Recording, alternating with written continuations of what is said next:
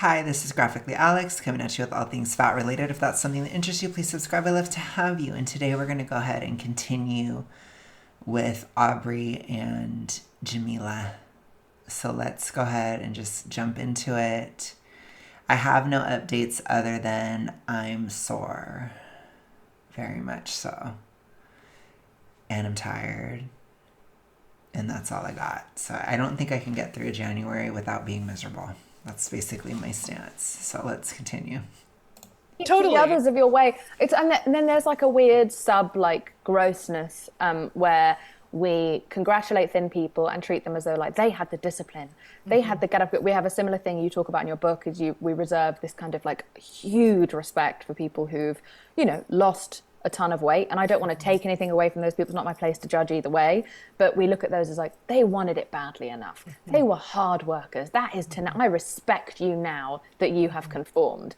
And yet, then we don't talk about the fact that we have this, and I think this is quite Western, but this obsessed. Okay, well, I can clearly see that neither one of them have experienced long haul downsizing because you do have a lot of support, but there's also a lot of pushback. So when I hear that, I'm like, oh, these are two people who don't know shit about what they're talking about, because there is quite a bit of pushback, argumentation. People expect you to prove yourself at multiple stages in the journey. It's not like it isn't just super easy socially. If anything, it's not really all that encouraged today, actually. It's when I first was starting my journey in 2023, basically 2022, 2023, around that time period, it was literally taboo to be downsizing. That has changed now, but this was from 2023. It was still kind of taboo then. Like they would just flip if they were to do another episode this year, because it's totally different at this point. But there was a level of taboo that it was like, and then because of that, there's kind of questions, especially doing it online and all that stuff. It's easier now. I'd like to think that I was a part of that being easier, but it wasn't easy back then because fat acceptance still had quite a bit of a grip. Like I said, it was really bad in 2022. It was like crazy. It was so bad. It was part of what pushed me to choose this issue because it was so terrible.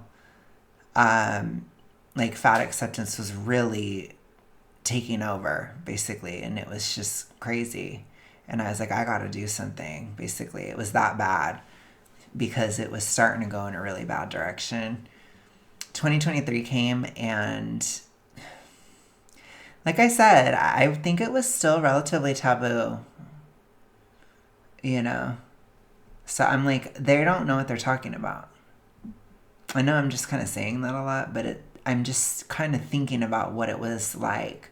I don't think it's taboo now, but you have to think about what was it before the mainstream Ozempic effect. It was, I mean, I think they wanted it to still be taboo, but they couldn't handle the shift in trend and all that stuff. And again, there's so many reasons why the trend shifted. So many. Like you can't boil it down to just Ozempic. It's like a generational shift. It has to do with people. It has to do with the panini. Has to do with the timing after the panini, the cost of food, all of it. I've already talked about it so many times, but there's so many reasons why it's changed. And then also the rise of anti-fat acceptance. I think that that's a part of it too. It has definitely done pretty well, And it's not like I started it, but it definitely has grown since 2020 in a way that I don't think any of us really expected. I'm impressed at how fast it is because I know activism takes a long time. So if you think back 6 years ago versus today, the amount of progress that has been made is crazy rapid. I'm shocked. And even since I've started to where we are today, which I started really at the tail end of 2022, I wasn't completely sure what I wanted to do yet, but I was leaning into it in 2022. And by 2023, I was in it. It's been a lot of change in those 3 years when it comes to this issue. And like I said, I would like to think I was part of it. I think I was at least one of many voices, for sure. And I'm proud of that. I'm damn proud of that. On a collective level, I'm proud of us because it's pretty crazy how fast. And I hope it just keeps getting better and better. I really want to see the results of obesity statistics, but I feel like we might have to wait. I don't know if it's out yet. I'm going to try. I'll probably start looking it up around midway through the month because I don't know when that type of stuff is released. But I really hope there is some kind of a change. Massive applause for people who are skinny but who can eat. Regardless, sorry, I keep cutting them off. There has been a cultural change, and that's really important. So I feel like a cultural shift could precede a physical or tangible shift. So that's what I hope for. Yeah, totally. It's the weirdest combination. That to me is like, so like the culture of like, that's reinforced very like subliminally by supermodels eating big bowls of pasta, which as someone who's in an industry with a lot of these people, like that pasta is being literally spat out into a cup. Most of the time, I know that because I watch it happen on set. So we've the 90s had a lot of like imagery and like narratives around like a rake thin actress who is just eating a bagel or some ice cream, and all the men call her a pig, and everyone laughs about what a pig she is, and they're trying to reinforce that like, wow, she can eat so much, but she's so skinny and eats so much shit. So we haven't even, like, just to add to the ridiculousness of this, we haven't even come down on a side. Not that we even should, not that it's anyone's business, but we can't even decide how we feel about that. There's no criticism for the people can eat shit, who might have high cholesterol, like I do, who might have this, that, and the other, because they've achieved thinness. Therein lies the disingenuousness of it, in my opinion. Yeah, absolutely. It sort of reveals itself as like a project that's not interested. But you can't, they're trying to assume intent and assume every single person that's not a fat activist is thinking about this in the same way. And that's not true. They're also projecting toxic ritualistic issues on anybody that is not within theirs or within fat acceptance. So it's like, if I don't buy into the mythology that obesity is genetic, then I'm disingenuous, or I have these intentions according to them. And that's not really, it's a lot of, it's superstitious in a sense. There's not tons and tons and tons of evidence. What I said when I first started, so if I think back to around 2023, when I was starting, around the time that this video came out, it came out January 28th, 2023. When I first started, it was just I felt like I was constantly fighting to get people to care because nobody gave a fuck about this issue. Everybody's like, there's so many other important issues, blah, blah, blah. I literally just dealt with frickin' Ali saying that.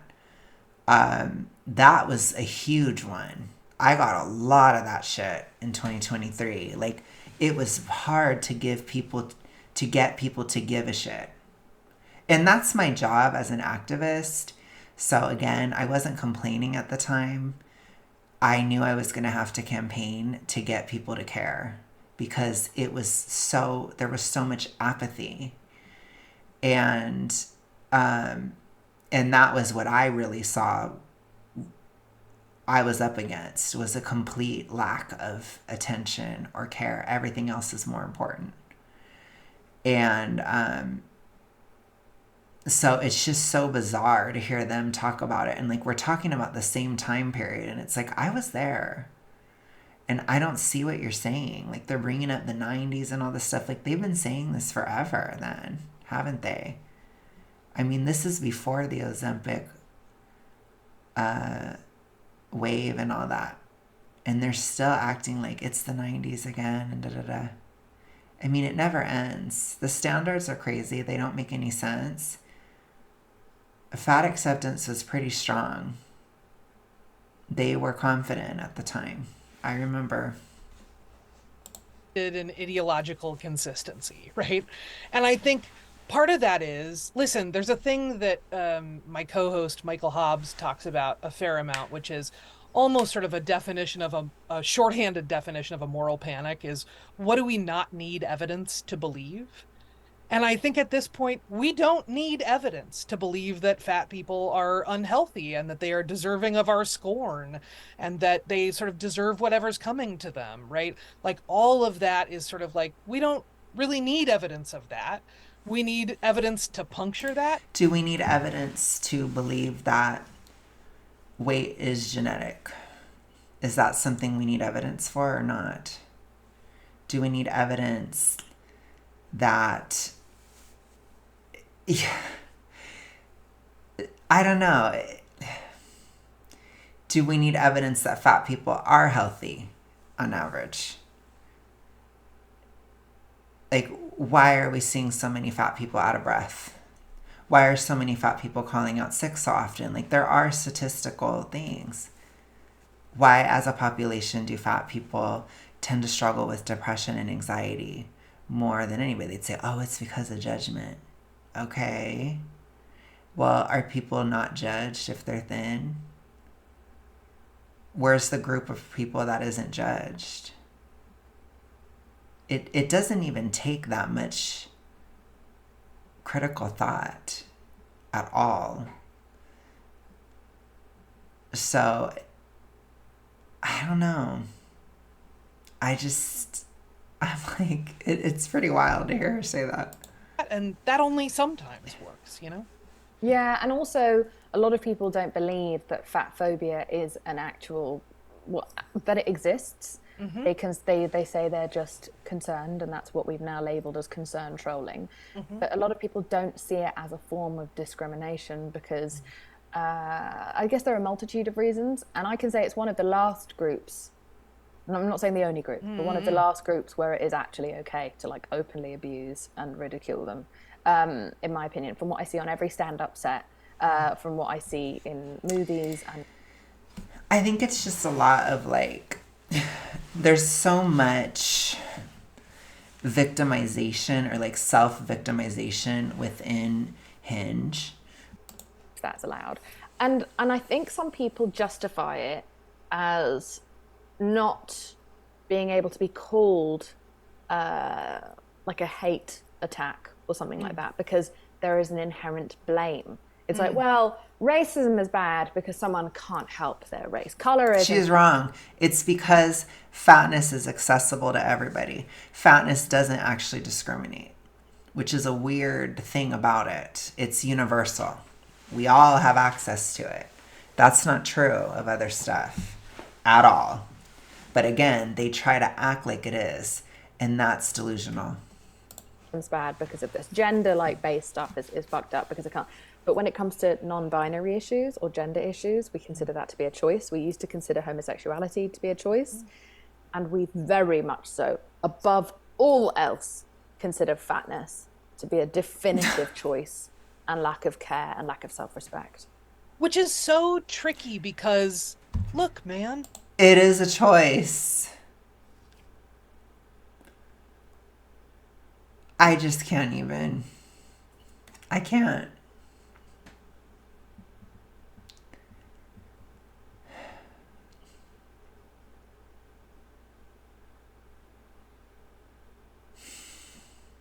And for the record, I have been made fun of for being gay forever. So don't even. And I don't even, it doesn't really hurt me that bad. I don't care at all. I think it's funny. But I'm just saying, because I am kind of like ridiculously gay. But the point is, it happens all the time.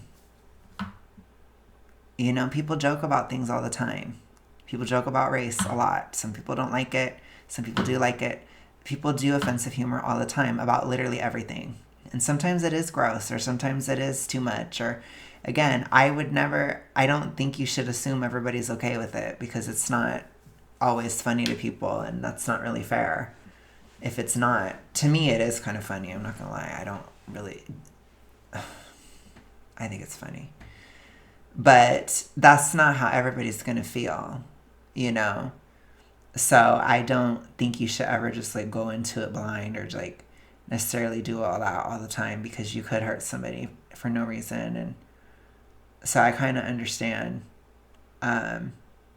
both sides of that argument. But it's like, she said jokes. She's talking about stand-up comedians. It's like, that's not governmental discrimination.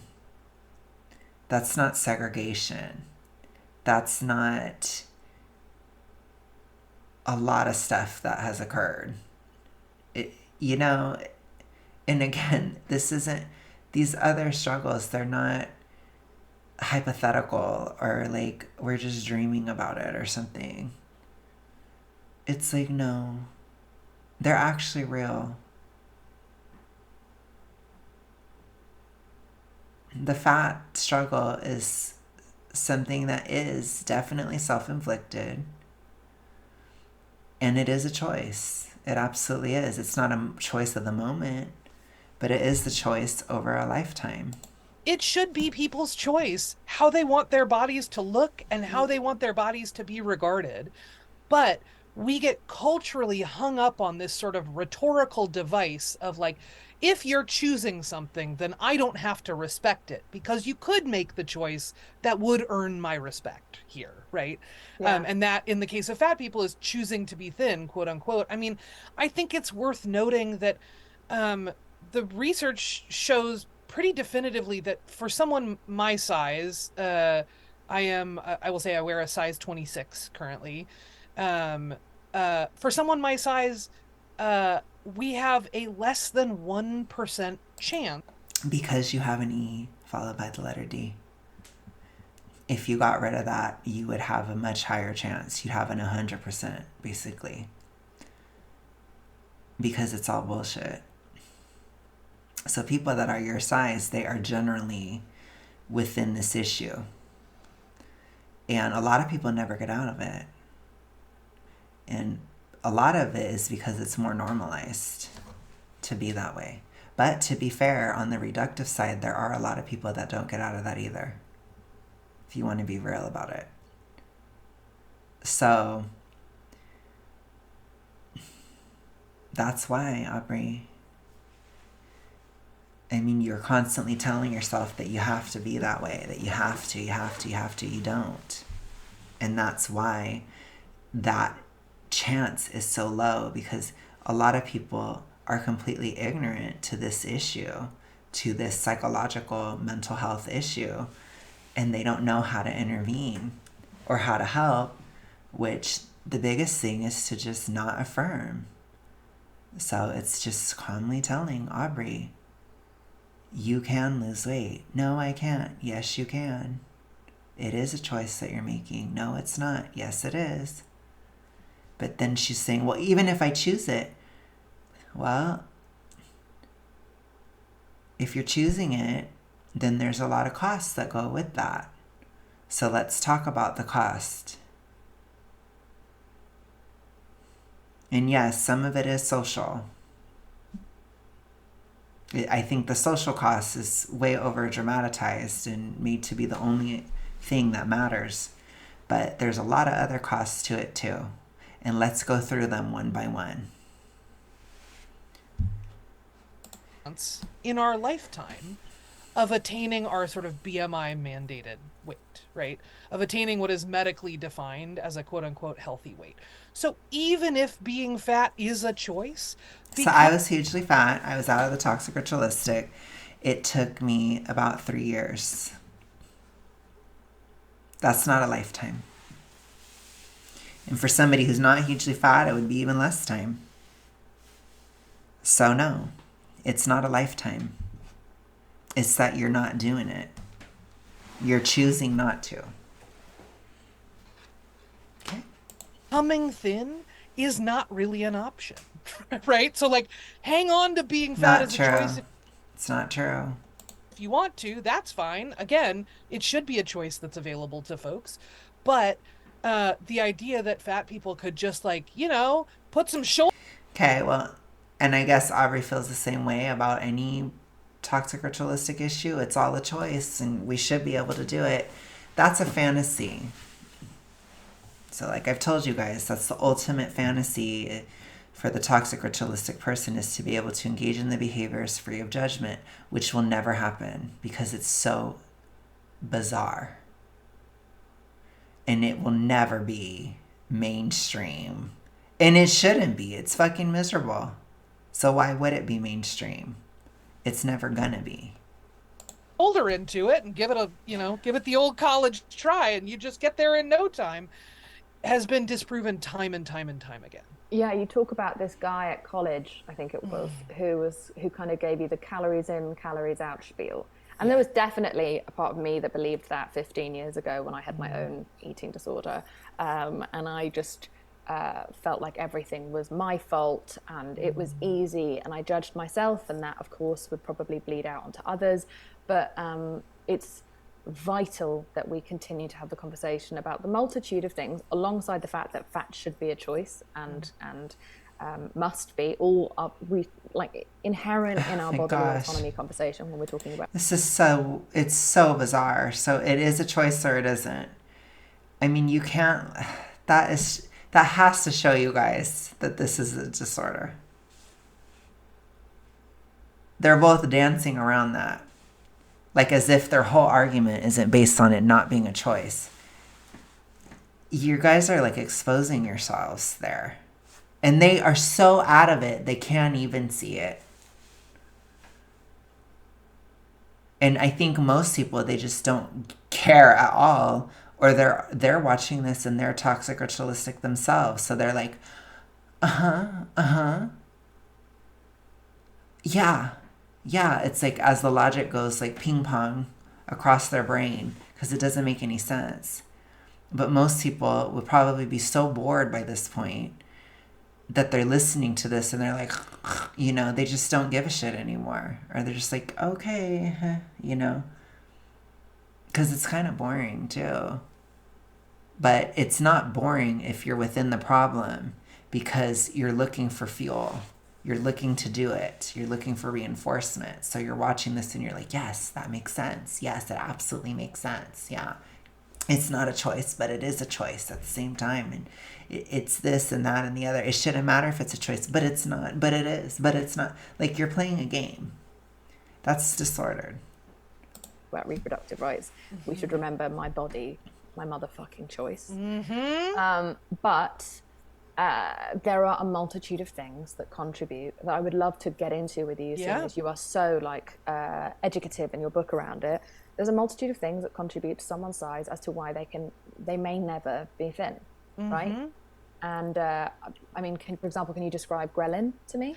Yes, absolutely. So ghrelin and leptin, well, I'll back us up and say, I think when we think and talk about dieting or attempting to lose weight or attempting to become thin, whatever your framework is, lifestyle choice, whatever. One of the key ingredients that we talk about culturally is this idea of willpower. And actually, a considerable amount of medical research now shows that what we think of as willpower is actually two hormones: ghrelin, which is sort of nicknamed the hunger hormone, and leptin, which is designated as the satiety hormone, right?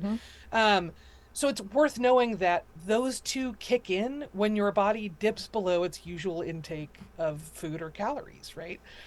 So it is a biological mechanism that when you start eating less, you get more hungry and it takes more food to make you full, right? That's not an issue of willpower. That's an issue of like your hormones are kicking in and your body is... So a lot of this, which she will not ever acknowledge because, again, this is like I don't even know. Maybe within the toxic ritualistic mind, it's like a demon under your bed, but your thyroid is not working correctly, which means that you would have to adjust your lifestyle. That's what that means. Because when you actually get your hormones working, the system starts to fix itself. And you also have to stop doing these behaviors, Aubrey, because when you do them, that short circuits the system too. And you have to stop for a long time. I didn't have any reduction in appetite for 6 months, maybe even longer. I had one more keto cycle in 2021. And after that cycle, my appetite was really high. Which again, I'm not demonizing keto. I'm just talking about my experience. It was the tool of the TR for me. Okay. When I stopped, my appetite was extremely high for 6 months, and it was too high. Like, I had to eat. I was starving. And a lot of it, I was starving for nutrition, to be honest, which she's not going to talk about that either. But I was absolutely so hungry for nutrition because I wasn't eating properly. So I started eating a lot of the stuff I needed to, and I stopped eating some of the stuff I shouldn't, which we talk about those damn seed oils. But I was eating such a high amount of them because I was in the TR. So again, the dose is in the poison. I've told you guys that so many times. So I had to completely abstain. No alcohol ever. No weed ever. Nothing. Be very strict. Had to go outside more. I had to completely change my whole lifestyle. I had to completely shift my life around my thyroid, basically, to support it. And then magically, I started that process in March of 2021. By September, my appetite crashed. And all of a sudden, I was like, oh, that's crazy. That's never happened to me.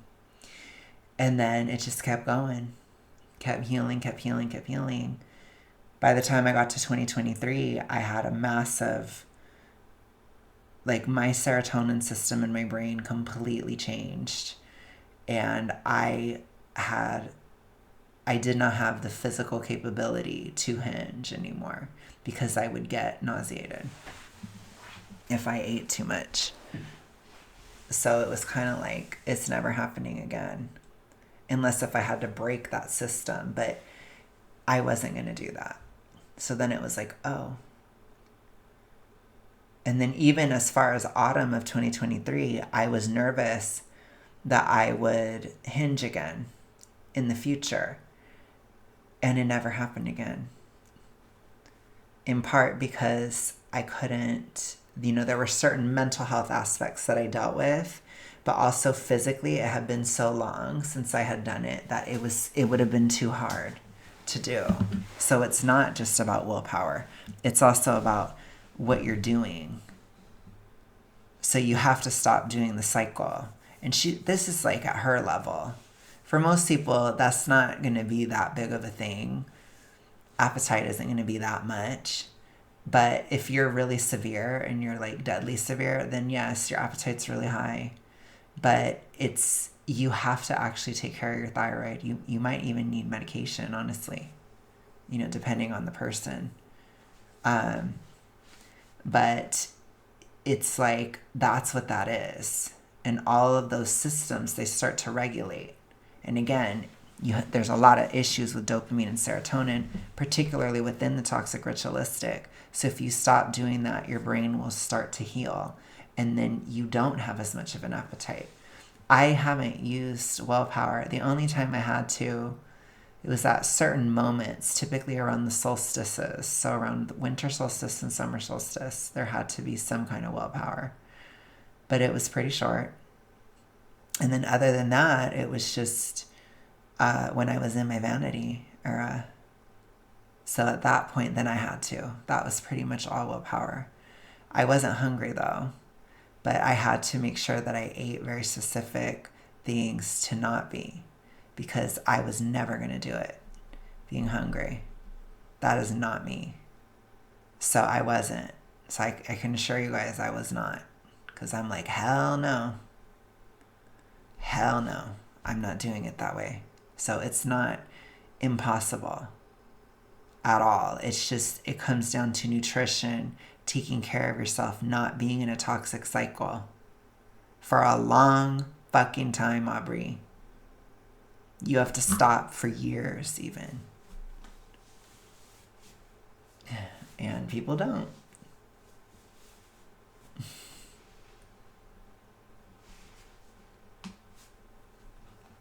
Doing what it's supposed to do, which is make sure you get enough food, right? Mm-hmm.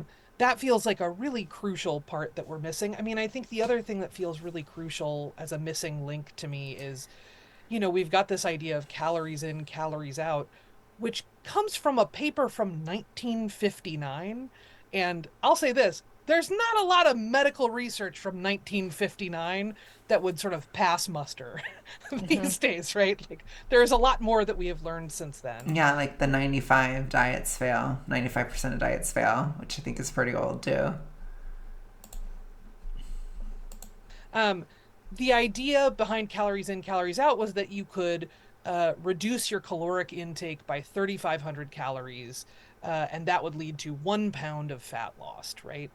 And that has now been debunked very publicly in a number of journals since I think the mid 1980s was the first time that it was like which fully is crazy dismantled. because coincidentally, when everything skyrocketed and all of a sudden obesity just started massively going up out of nowhere.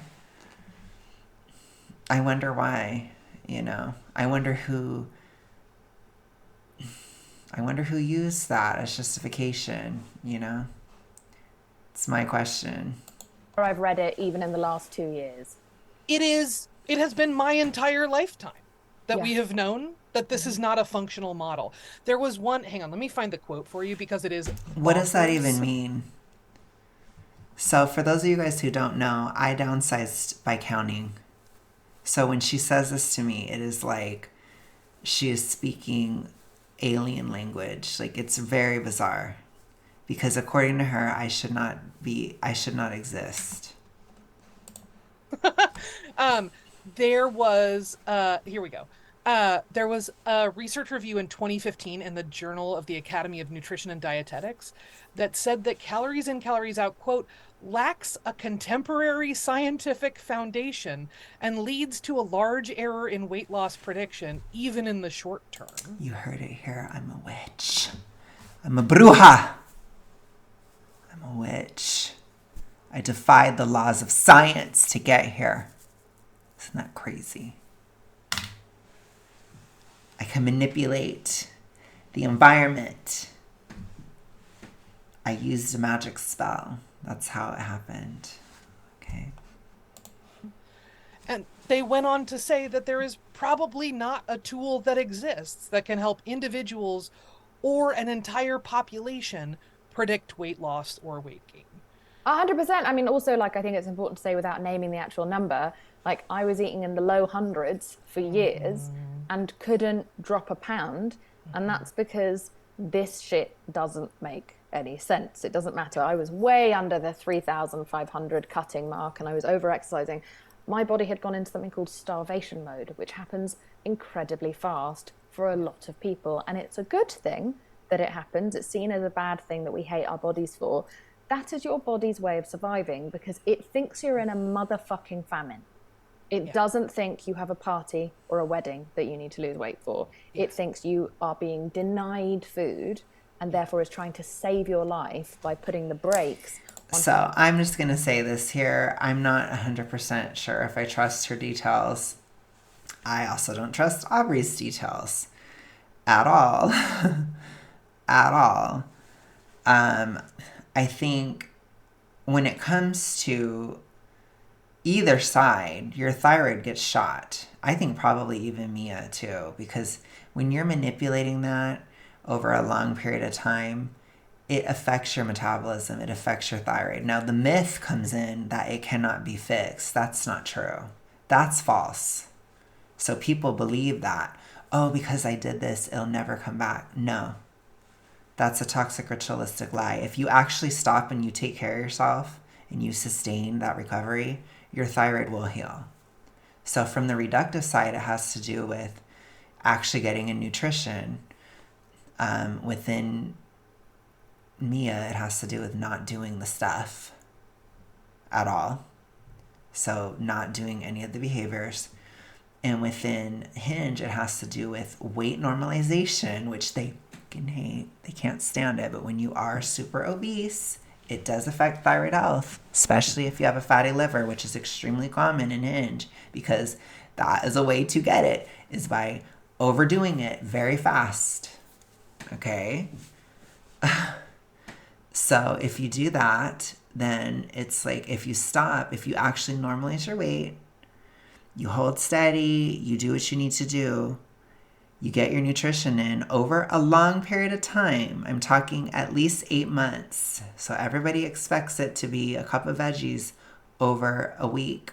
No, it's not I have a cup of veggies every day for a week. No, I'm talking real hardcore nutrition. Typically when you're talking like organ meats, bone marrow, like really weird, like you have to have a lot of nutrition. You know what I'm saying? I'm talking stuff that has a shit ton of nutrition in it, not a cup of veggies, like actually real stuff. You know what I'm saying? And some of it is plant-based too. Like, but I'm talking like orange juice is a major one too. That really helps with hypothyroidism. And, you know, there's a lot of stuff. I mean, you got to kind of be balanced, especially if you fried your thyroid. You're going to probably have to have a balanced diet. So I really don't suggest keto at all within hypothyroidism. I don't think it's good at all. It makes your liver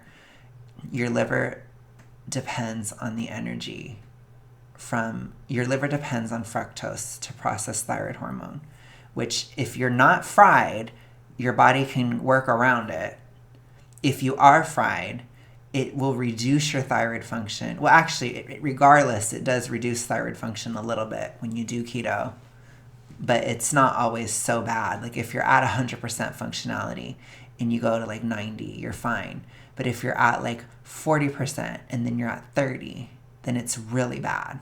So you have to consider that too. Like, and same thing with veganism. It's the same thing because you're kind of cutting out a lot of nutrition when you do diets like that. And it's really tough for a weakened thyroid to handle, basically. So you have to like typically have a balanced diet. And again, you have to get your nutrition up. And all this stuff has to do with minerals. It has to do with vitamins, especially fat-soluble vitamins. A lot of people lack those in great quantities. And it takes a while. Even like my iron deficiency, it's taken months of supplementation to get it back. It's not fast. People have this idea that when you have a deficiency, it's always quick. It's not. It can take months. In some cases, it can take a year, depending on how bad it is. So it's like when you actually take care of yourself, you will have your thyroid function restored. And then your metabolism is normal. That's how I didn't plateau forever or whatever, you know, because I took care of it. I considered it. A lot of people don't, but it's like most of the time it's not that relevant. Most of the time people are fine. So it's like it's not an issue. But if you have a toxic ritualistic issue, you're probably not fine. Like I'll even say almost definitively, especially if it's severe, you're not fine. So the type of stuff that I think is harder to get back is like your teeth, bone, stuff like that. I think it's harder if we want to be real about it. But thyroid function, it can come back and it will help too with that stuff too.